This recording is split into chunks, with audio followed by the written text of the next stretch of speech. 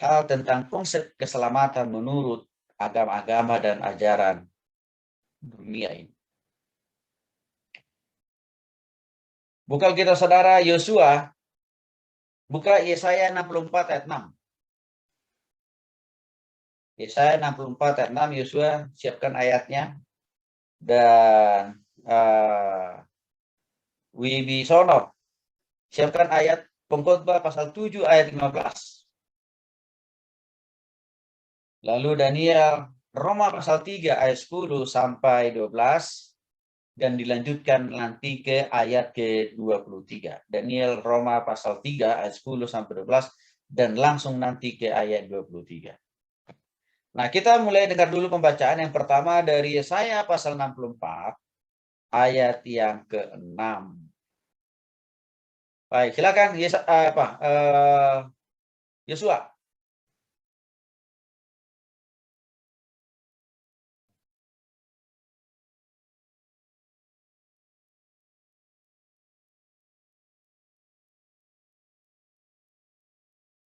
Yesaya 64 ayat 6.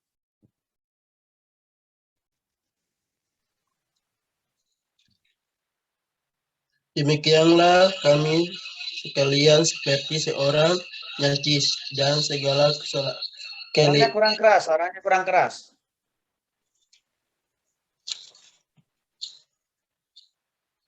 Demikianlah kami sekalian seperti seorang najis dan segala kesalehan kami seperti kain kotor.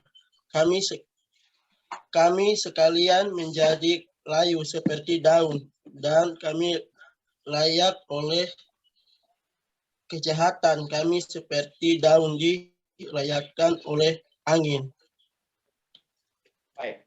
Dari Yesaya pasal 64 ayat 6 sangat jelas dikatakan saudara, demikianlah kami sekalian seperti seorang najis dan segala kesalehan kami. Nah, perhatikan nih. Saleh itu kan rohani ya. Segala kesalehan kami seperti kain kotor. Jadi mereka sudah rohani sekalipun juga kotor. Ya. Bahkan dikatakan di sana kami sekalian menjadi layu seperti daun dan kami lenyap oleh kejahatan kami seperti daun dilenyapkan oleh angin. Artinya apa? Ya, sudah saleh artinya sudah rohani, tapi toh juga masih kotor. Ya. Juga apa? Masih juga berbuat jahat. Itu dikatakan dalam kalimat berikut di bawah. Kami sekalian menjadi layu seperti daun dan kami lenyap oleh kejahatan kami. Nah, jadi di sini kita lihat, saudara, keselamatan untuk masuk surga itu tidak bisa saudara dapatkan hanya karena hidupmu saleh. Hanya karena sungguh-sungguh atau taat untuk menjalankan semua tata cara ibadah di gereja saudara masing-masing. Nggak bisa. Dengan secara otomatis itu menyelamatkan saudara masuk surga. Karena kesalehan atau ketaatan di dalam beribadah itu menjalankan semua tata cara ibadah dalam keberagaman kita. Dikatakan dalam Yesaya 64 ayat yang ke-6, tetap juga najis, artinya tetap juga berdosa. Kita sudah pasti, orang yang berdosa tidak akan ada yang masuk surga. Jadi, ketaatan dan kesungguhan untuk menjalankan ibadah atau menunaikan semua ajaran agama tidak menjamin secara otomatis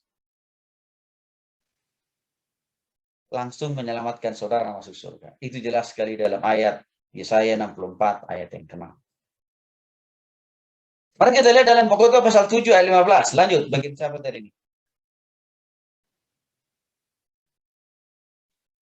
Pengkhotbah pasal 7 ayat 16. Baik ya Pak. Pengkhotbah 7 ayat 15. Dalam hidupku yang sia-sia, aku telah melihat segala hal ini. Ada orang saleh yang binasa dalam kesalehannya, ada orang fasik yang hidup lama dalam kejahatan. Demikian. Baik, nah coba saudara perhatikan dalam Pengkhotbah pasal 7 ayat 16 tadi. Ada orang saleh yang binasa dalam kesalehannya. Artinya apa? Orangnya sudah taat menjalankan semua tata cara ibadah di dalam agamanya, sekalipun dikatakan dalam Pengkhotbah pasal 7 ayat 15. Dikatakan di sini, binasa dalam kesalehannya. Artinya apa? Saudara juga.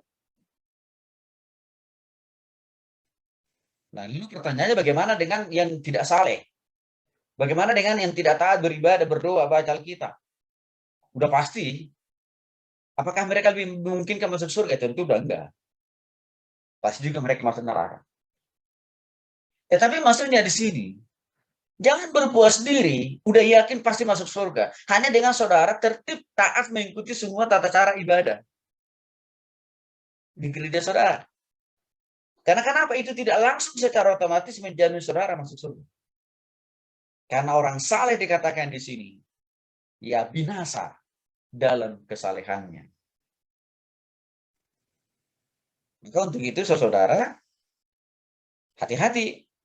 Jangan menganggap kalau saudara rajin berdoa, rajin baca Alkitab, rajin ibadah, rajin melayani, sudah pasti masuk surga. Enggak juga. Itu tidak langsung secara otomatis menjamin saudara masuk surga. Nah, mungkin saudara berpikir, wah, tapi masa sih? Ya, bapak saya, orang tua saya kan mendirikan gereja di kampung saya. Masa sih bapak saya nggak masuk surga? Saya pengkhotbah katakan tadi jelas. Orang saleh pun juga binasa kok. Orang saleh pun binasa, orang saleh, orang yang tak menjalankan semua tata cara ibadah di gerejanya pun termasuk mendirikan gereja juga bisa masuk neraka kok. Mengapa? Orang yang taat dan sungguh-sungguh menjalankan ibadah di gerejanya, ya tidak secara otomatis masuk surga, dan juga dikatakan tadi binasa pula. Kita lihat dulu di dalam Daniel, Roma pasal 3. Daniel baca dulu Roma pasal 3. Seperti ada tertulis, tidak ada yang benar, seorang pun tidak. Tidak ada seorang pun yang berakal budi, tidak ada seorang pun yang mencari Allah. Semua orang telah menyeleweng, mereka semua tidak berguna, tidak ada yang berbuat baik, seorang pun tidak. Karena semua orang telah berbuat dosa dan telah kehilangan kemuliaan Allah. Sebab musabab atau persoalannya, kenapa orang yang taat dan sungguh-sungguh menjalankan ibadah atau menunaikan semua ajaran agamanya, merayakan Paskah setiap tahun, merayakan Natal setiap tahun, dan juga tidak pernah absen setiap hari Minggu di gereja. Belum lagi mengikuti kegiatan-kegiatan yang lain, apakah di sekolah, apakah di kampus, kegiatan rohani maksud saya, atau juga di kantor. Juga jadi pengurus dia. Kenapa dikatakan mereka tidak secara otomatis masuk surga? Mengapa dikatakan di dalam Khotbah pasal 7 mereka juga masuk neraka? Karena secara alamiah, karena secara natur, kita ini sudah terwarisi yang namanya dosa turunan yang dimulai dari Adam dan Hawa. Maka itu telah ya juga menurunkan dosa di dalam diri setiap orang yang lahir ke dunia ini, termasuk saudara. Jadi dosa Adam dan Hawa itu tidak hanya mencemari diri mereka di hadapan Tuhan, tapi juga mencemari kita semua. Maka itu tadi, karena belum selesai, karena belum tuntas, karena belum dipangkas dosa turunan itu yang dari Adam dan Hawa, maka sesaleh apapun saudara mengikuti tata cara ibadah, perayaan-perayaan di gereja saudara, itu tidak secara otomatis saudara masuk surga. Itu juga yang dimaksud oleh Nabi Yesaya tadi. Orang saleh pun tidak dapat diselamatkan. Pengkhotbah juga katakan hal yang sama. Orang saleh pun masuk neraka. Karena kenapa? Dosa turunan itu belum dipangkas, belum dipotong. Itu persoalannya. Sehingga ketaatan dan kesungguhan kita dalam beribadah dan merayakan semua ritualitas keberagaman kita tidak secara otomatis menghapus dosa turunan ataupun juga menghantarkan saudara masuk surga. Enggak. Karena masih ada dosa turunan itu. Maka itu ditegaskan dalam Roma pasal 3, 23. Karena semua orang telah berbuat dosa dan telah kehilangan kemuliaan Allah. Jadi walaupun agama kita itu misalkan Protestan dan Katolik, kalau belum sungguh-sungguh bertobat terima secara pribadi, posisi kita sama semua, yaitu orang berdosa. Sehingga sesaleh apapun, setaat apapun saudara melakukan tata cara ibadah saudara, tetap juga dosa warisan itu menghalangi ya pengampunan dosa dan hidup yang kekal yang diberikan oleh Tuhan. Jadi ini adalah konsep keselamatan menurut agama-agama dan ajaran yang ada di dunia ini. Seringkali ya mendangkalkan, mempersempit, memperkecil jaminan untuk masuk surga itu hanya dengan yang penting saya salah. Padahal kita katakan enggak. Kesalehan itu, ketaatan itu, kesungguhan menjalankan ibadah dan perayaan-perayaan di dalam agama kita masing-masing tidak langsung menjamin kita masuk surga. Itu jelas dikatakan dalam Misal 64 dan juga Pengkhotbah pasal 7 ayat 15 dan juga Roma pasal 3 10 sampai 12 dan juga ayat yang ke-23.